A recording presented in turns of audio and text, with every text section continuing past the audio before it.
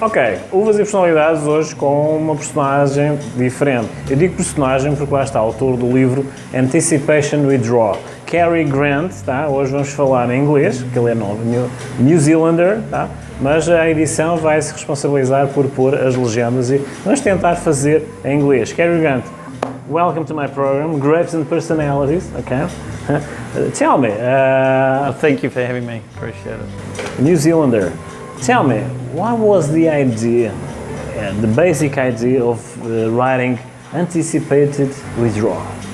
Well, it goes right back to my early days as a young boy. As far back as I can remember, I've had an interest in World War II aviation history. Any books that were written, first-hand accounts by the people who fought as biographies, their perspectives of what they went through in the battles, I consumed and read.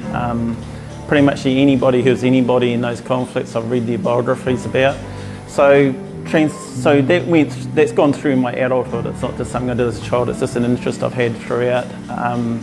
Somewhere in the process, it transpired from an interest to an idea of writing a novel that incorporated these people's accounts into fictitious people's lives, but very much from the perspective of what I've learned and heard from these first-hand accounts. Because one thing about the histories of war, if you pick up a history book that's just the facts, the hard cold facts about it, doesn't have much of the personality of the people, the emotions, some of the behind the scene things that happened that they've recorded that you don't see in the histories are there in the biographies, and that's very much the perspective of this book, of this series of novels, is to show the personal aspects of war and what happened in those different environments through the course of the history. So it's very much about the history of the war, keep to the authenticity of the history, but where the people, personalities and struggles, their dramas, their achievements, their backwards and forwarding are shown in a human way, emulating what actually happened in these different accounts I've read. So did you try to humanize the story of the book? Yes, humanise. So somewhere probably a good 30 years ago, the idea started growing in my head. I was in a line of work where it was very menial labour, agricultural work, driving a tractor. So I had a lot of time to think, so started getting these ideas, writing them down on paper, but it stayed very much as an idea that wasn't acted upon until it would have been maybe 15 years ago, 15 to 10 years ago, that I started writing a bit. And then I went through a period, well, I finished the book 5 years ago, but the last 5 years prior to that, probably the year prior to it being finished, I just started very comprehensively writing. And it all just flowed, it all just came. I was just amazed at how some of the characters' lives connected, interwove and became part of the story's fabric. It took a life of its own, the book. Like there's some chapters, it's about one of the main characters. It had the bones of the story, what I call the bones. It had the idea of what they were doing and where it fitted in with the overall objective of where the storyline's going. But there are parts about it that it was empty and lifeless. It had no character. It didn't have the character of interaction with others. So I created other characters to interact with them, and some of those characters are now becoming main features in the storyline as well, and fit intricately into interactions that are going to happen with other characters from that have their own storyline going through. Something that is different is that a New Zealander writing a book about the Second World War with the perspective, more humanized perspective, and then they released the book. How was the feedback from Amazon when you edited the book? Initially went to a publishing house, 4 different publishing houses to publish it, and this was 5 years ago. The feedback from all of them was very good. One in particular 4 editors. Yeah, 4 different editors, 4 different publishers said to publish it, but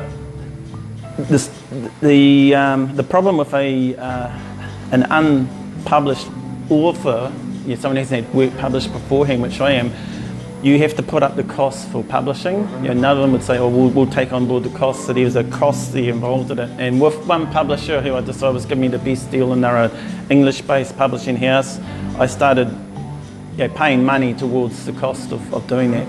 But it just became prohibitive with the cost of living. So I only got halfway through that process. So after through that 5-year process, I came slowly to the realisation that Amazon was going to be my best option, and they make it easy. With publishing in paperback, if you've got a good story, you're only paying for the publishing cost of each copy that's being sold by them, whereas with the others, you're paying up front. Yeah, it's easier. It's easier. No, I think only on the view of the author or the author of the book. How does a New Zealander writes a book about the Second World War from a German perspective? Tell me, what's tell me the mixture, the recipe of that book. How that baby was born from a New Zealander, yes, based on the war documents, and from a German perspective. What is the recipe for that baby? I suppose it's part of my psyche. I mean, though the Germans weren't the underdogs till the very end of the conflict, I've always sided with the underdog. In a sporting fixture, I'll go for the team that's less likely to win. It's just part of my psyche. I back the losers. No, I like to believe, and I like to believe for better. So that's part of it's that. Part of it is the Germans had a lot to admire about how they went about doing war. I mean, there's a lot of unsavoury stuff about places they went with the Holocaust and stuff, but their technology was leaps and bounds above the rest. You look at their machine gun Spandau, it was so good that the Americans copied it, and a very close replica of it came out with, I think it's called the M50 in the Vietnam conflict. It may have had a slightly different look to it, and the suppressors on it were a bit more efficient, to the point though where the suppressors were removed so it could fire more rounds, which is one of the things that Spandau had. But we had all these elements of their the 88mm anti-aircraft gun. The space shuttle. Yeah, the special.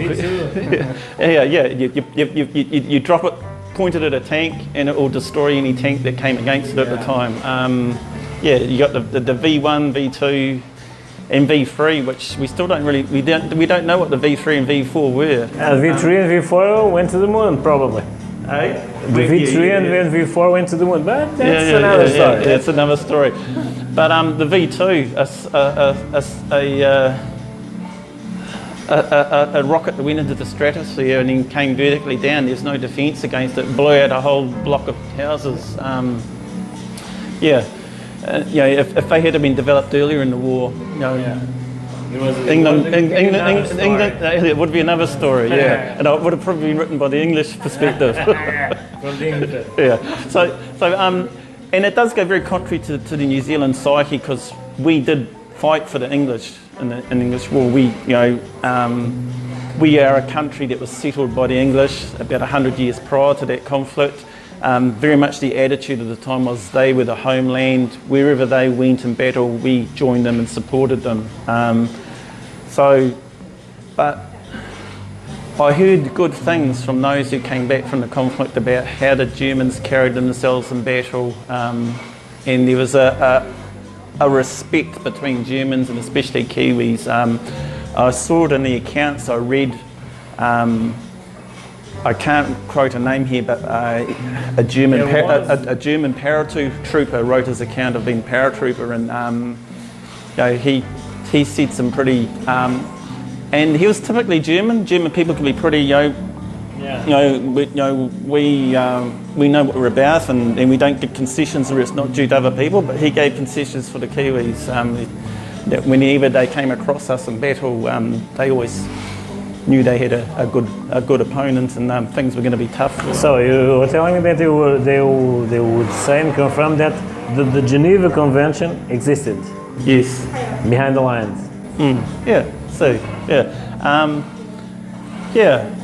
did. Now it's that they don't the conversation because they had a lot of time. There was a little detail that I was talking to him that I didn't know that on the famous battle of the Graf Spear, River Plate, there was a New Zealander ship that was the...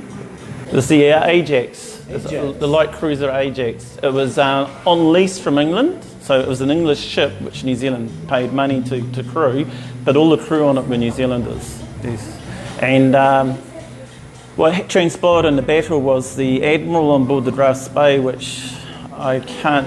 Yeah, I'm not sure about it. I'm not sure. It might have been Spear, but I'm not sure. I might get my name. But he assumed that because these British ships came chasing towards him, and he knew they weren't battleships because they were smaller in size than a battleship, he assumed they were destroyers trying to come closer to release their torpedoes, which is how destroyers acted. So he let them get closer. But the reason these light cruisers were charging in close was so they could come in range with their guns, which had a shorter range to this battleship. So he got quite a bit of he took quite a bit of damage upon his ship in this battle, but the Achilles, which was the other ship, which was an Australian crewed ship, had very severe damage done to it. It caught fire and they nearly lost it. They lost a lot of crew, whereas the British ship came off a lot lighter from the account. So yeah, we have a history there. Unfortunately, the Germans were fooled by the British radio communications at the time. They thought there was a lot of ships when after they'd gone back into port, a neutral port, to take repairs. The admiral decided when they came out of port to scuttle his ship. He didn't want to be responsible for the senseless death of his crew, so he made that decision. But it turned out he had been beguiled by the British Secret Service people with their false radio communications to phantom ships that didn't exist out there. So yeah. Also, that became an history. Yeah, it became a rather strategic material for the contemporary battle, right? Also, they have the same similar tactics to fool the enemy. Yeah, very much so. So I don't know if it was the origins of it. I don't know of any other accounts prior to it in my knowledge of military history. Maybe some of it may have happened in World War I with battles back then. I don't know how effective the radio communications were back then. Radio communication. Korea and Japan did use it with the Sioux Indians, right? With the Sioux Indians, the Americans took advantage. Yeah, they used the Sioux Indians to communicate over radio where the Germans couldn't understand. Yeah, it was very effective. Just to finish it, your book is on the Amazon, right? Yeah, so it's under the title name. I'm under the pen name of Bruce Anthony, so it's not under Kerry Grant, but Bruce Anthony. That's just it's a play on my name. I've got four names in my name, and that's the two middle names in reverse. But it's not a ghostwriter, right? Bruce Anthony it's him. It's for sure me. So under the author Bruce Anthony, 1940 Precipitated Withdrawal. It's on Amazon, paperback and as an ebook. It's conservatively priced. It's in the $16 US range, which is probably around the 45 reais. For 35 reais. 35, yeah, we saw it, I think, $14, right? Yeah, 16. $16. Pois, 70 reais, pois, 70 reais. Não? Não chega? Não, mas depois vocês fazem o cálculo, tá? Yeah. So, anyway, it's available to the Brazilian market.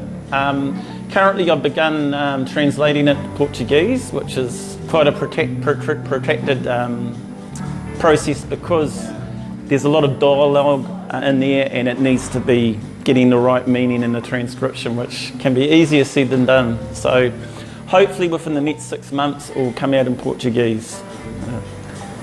E foi Kerry Grant. Just one last question. A New Zealander in Brazil, married to the Brazil woman. The first happily. Yeah, happily. Tell me something. The common, the simpler person, a simple person that knows Bruce Anthony for the first time for an autograph. Yes. What would they see in your eyes? What would they see in my eyes? Appreciation for the Brazilian people. I appreciate how you wear your emotion on your sleeve. You are not afraid to be who you are and how you present yourself to other people. I love that about the Brazilian people. So be yourself, say you like the book, you like the book, you don't like the book, you don't like the book, that's good. We can have a conversation. One thing I love about the Brazilian people is we can have a conversation where we disagree on some matters and be very vocal, very adamant about that. But once we've said our piece, we're the best of friends afterwards. New Zealand, English way of doing things, huh? You go there in a conversation with someone, that's the end of your friendship. So, like which is wrong. It's wrong. E foi Kerry Grant. Kerry, obrigado por teres vindo a Uvas e Personalidades, tá?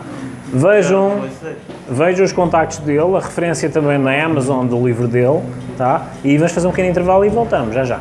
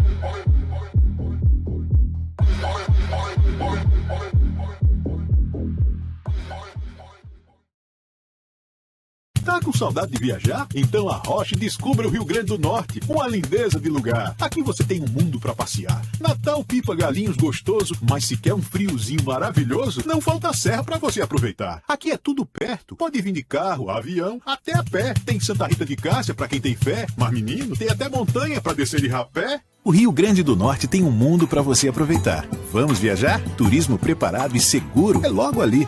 Visite riograndedonorte.com.br.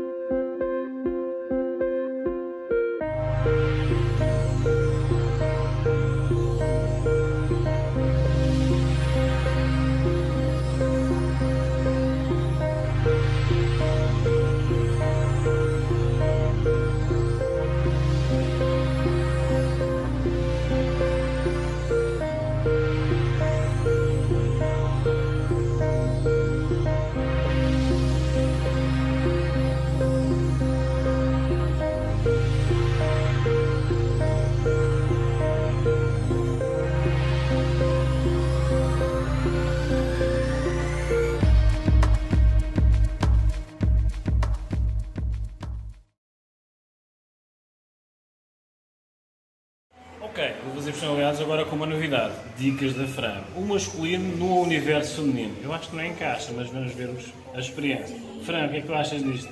Eu acho que super combina e a prova diz que em breve vocês vão ver uma mudança radical no meu amigo João. Ele vai aparecer lindo e loiro, João. Coisa linda. Brad Pitt em Guaratuba. Vamos lá ver o que é que vai sair daqui. Dicas da Fran agora, já brevemente, no Uvas e Personalidades. Vamos ver isso? Olha a transformação.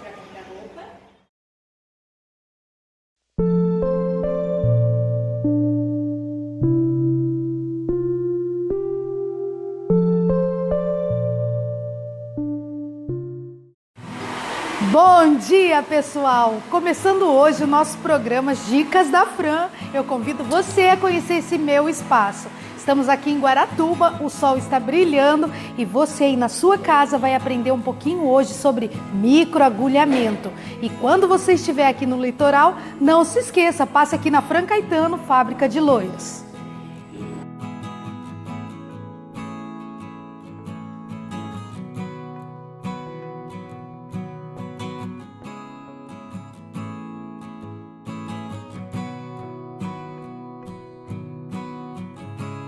Olá, eu sou Nália Cruz e vou estar explicando um pouquinho mais sobre o procedimento de microagulhamento aqui no Fran Caetano. Venha acompanhar o nosso procedimento.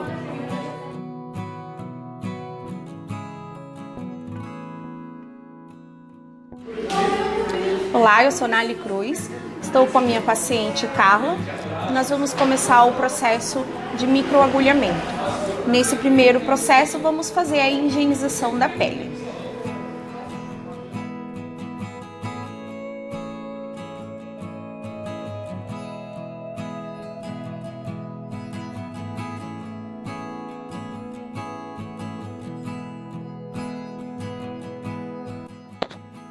Agora nós vamos iniciar o processo de microagulhamento na pele da Carla.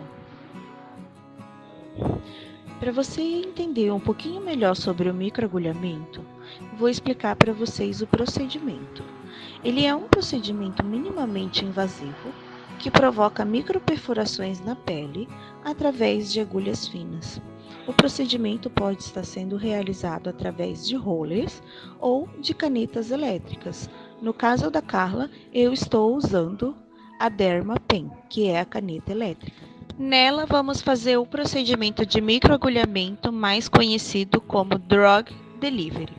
Drug Delivery é um tratamento de finalidade médica ou estética. Ele se baseia em qualquer procedimento no qual rompemos a barreira superficial da pele para melhor penetrar ativos que possam ajudar em tratamentos como clareamento de manchas, ou estímulos de colágeno em regiões que apresentam perda de elasticidade e melhora de lesões inflamatórias, como espinha ou em quadros de queda de cabelo. A técnica também entrega bons resultados, amenizando rugas, suavizando cicatrizes e até mesmo atuando no tratamento de doenças como o vitiligo, a micose e a psoríase. Chegamos ao final do procedimento. Como vocês podem observar, ela tem pequenas gotículas de sangue no rosto. Isso é normal devido às linfas faciais que nós temos, tá? Vamos passar o produto para higienizar e tirar todas as bactérias possíveis que no procedimento, como ocasionou a perfuração da pele, então nós vamos entrar com esse produto justamente para evitar as bactérias e os fungos que ela vai ter aí no seu dia a dia.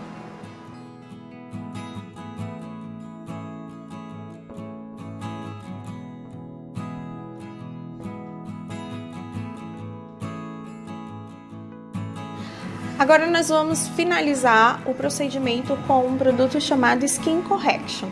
Ele é da SkinCeuticals, eu gosto bastante de usar ele no meu procedimento, porque ele é específico para uma pele sensível e sensibilizada. Então, como essa pele está bastante sensibilizada, nós vamos entrar com esse produto para acalmar essa pele e com os ativos cicatrizantes.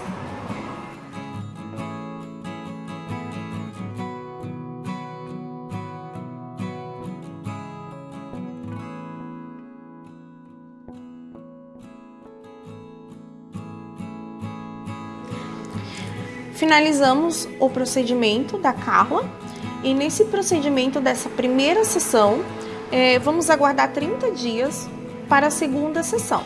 Na primeira sessão, dificilmente a gente ter a visibilidade do procedimento agindo. É questão de rugas, então assim, a gente tem que ter um olhar um pouco mais clínico para ver isso. Ela vai chegar em casa, ela não vai ver tanta diferença, mas no decorrer de 30 dias, essa renovação celular vai estar sendo feita, a própria pele dela, as próprias células.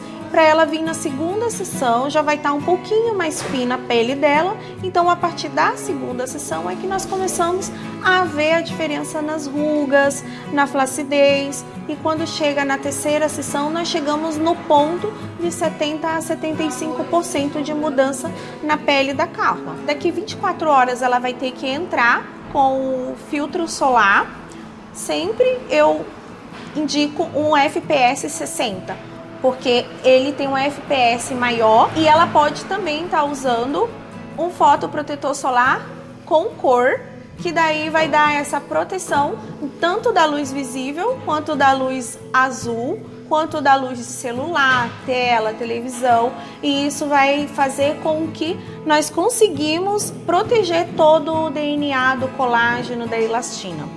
Ela vai para casa agora, vai evitar o sol, vai durante 24 horas até a reaplicação do fotoprotetor. Durante o dia eu passei uns produtinhos para ela estar utilizando, uma vitamina C, e à noite ela vai passar um hidratante com vitamina E, aonde isso vai me ajudar em 50% no tratamento do procedimento que ela fez aqui no nosso estúdio.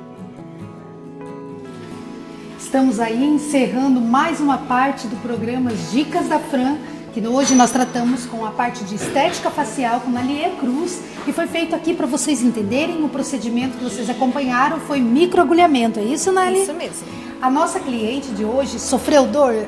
Não dói muito. Não foi suportável? Razoável, bem tranquilo. Muitas de vocês aí se perguntaram e acompanharam todo o histórico para saber sobre a dor, qual foi o procedimento que aconteceu, como é, né, por curiosidade. E aqui tá a nossa querida Carla para apresentar para você. O rosto fica um pouquinho inchadinho, faz parte mesmo desse procedimento, né, Nali? Sim, é normal porque nós tivemos uma hiperemia facial ali. Então, esse inchaço ele vai acabar saindo assim que ela chegar em casa. Ela pode também estar fazendo uma compressa com gelo para diminuir o inchaço. E Nali, todas as peles acontecem isso? Não, nem todas as peles acontecem. Tem peles um pouco mais sensíveis, como a da Carla, que é bastante sensibilizada e tem rosácea. Então acaba acontecendo um pouquinho mais de inchaço que o normal, mas é normal acontecer. Ok. E também esse procedimento, lembrando que ele vai ser apresentado nas nossas outras dicas da Fran, que é um procedimento que vai... Quantas vezes ainda faremos? Vai ser 3 sessões de procedimento. 3 sessões, vocês vão acompanhar as mudanças que vão ocorrer nesse período, ok? Então eu te convido a vir assistir junto com a sua família, com aquela garota especial que você tá aí, mais um pouquinho de Uvas e Personalidades, junto com a gente aqui nos Dicas da Fran Caetano, Fábrica de Longes.